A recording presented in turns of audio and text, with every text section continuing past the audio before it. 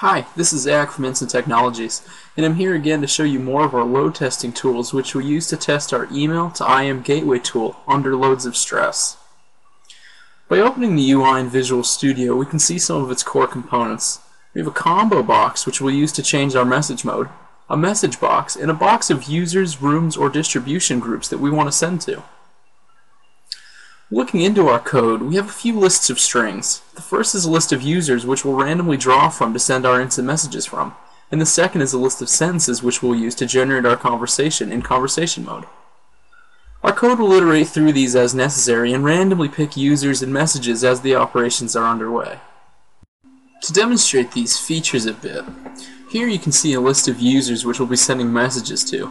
We can add users, chat rooms, or distribution lists to this group fairly easily. Here, I'll add myself.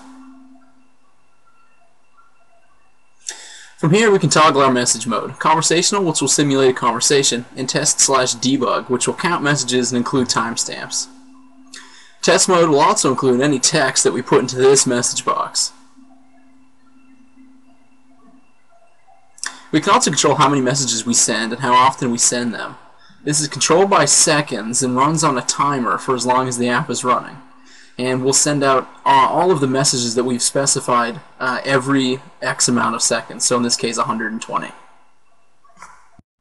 To demonstrate the full round trip of this, we'll send out a test. I'll add myself to this list of recipients, which right now is just some Lync group chat rooms. I've set the mode to conversational, and we only want to send this once. It doesn't need to be timed, so we'll leave that as it is.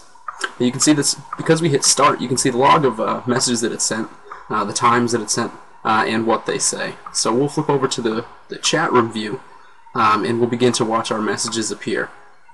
Currently we're in the IT support room and we'll watch as the hardware support room gets its first message and it turns blue, and then we'll notice that John Wayne, our test user, has sent us a message into this room as well.